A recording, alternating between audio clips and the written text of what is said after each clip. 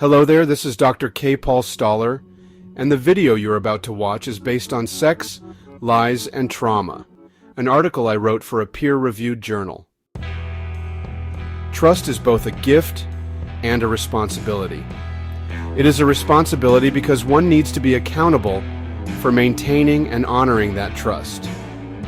If you trust someone, you're not only putting faith in them, but you're also responsible for protecting and nurturing that trust. Trust does not mean turning a blind eye. Trust is not something you owe someone just because you love them.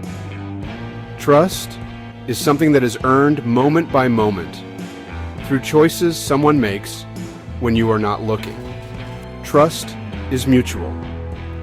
We have a responsibility to both uphold the trust placed in us and to be mindful of the trust we place in others.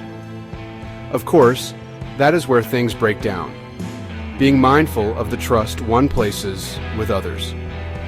When trust is broken, no amount of love can repair it, and it can lead to harm, disappointment, and loss.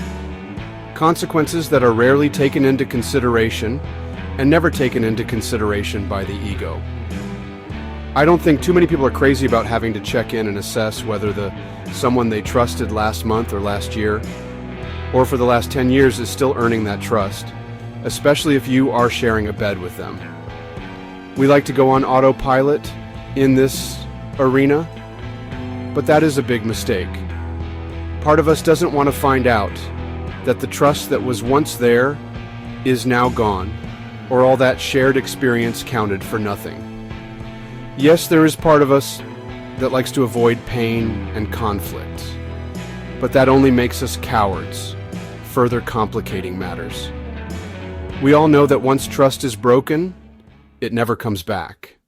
It has been my experience that if someone says, "Trust me," then you don't. It is like saying, "I promise you I will keep my promises." These are next to meaningless phrases. These words only hold weight when they're backed up by consistent behavior over time.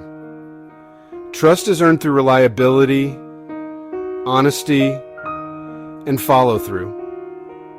Promises mean little if they're not kept, except there are unforeseen consequences for breaking promises. That means in a relationship one needs to be vigilant about monitoring all the above. That is one of the reasons relationships are a discipline. There is no autopilot in relationships.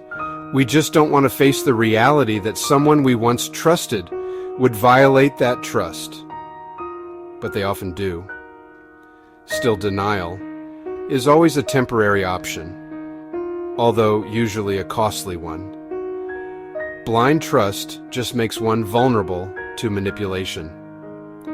Honesty is not just the best policy, it is the only policy. Now, this is poorly understood by both men, but especially women, even though this is not rocket science. So when the sex goes, so does the trust, and that marriage is over.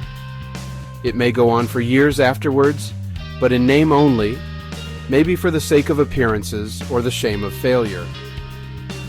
We want to believe we deserve honesty from those closest to us, and we do deserve honesty, but one will not get honesty from the ethically disoriented.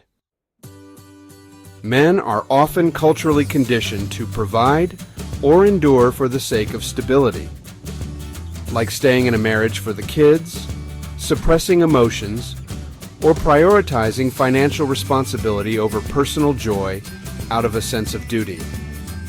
In our current societal algorithm, women feel more empowered or pressured to seek self-fulfillment even if that is with infidelity, while the same algorithm teaches men that endurance is noble, even if it's silent suffering.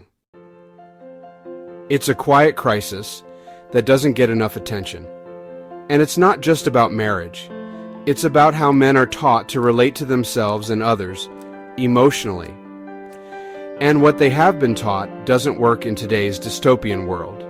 Having said that, men's interest in sex is to help secure an emotional bond and validate trust, which is itself a problem.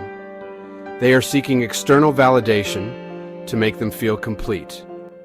This is the end of part 10.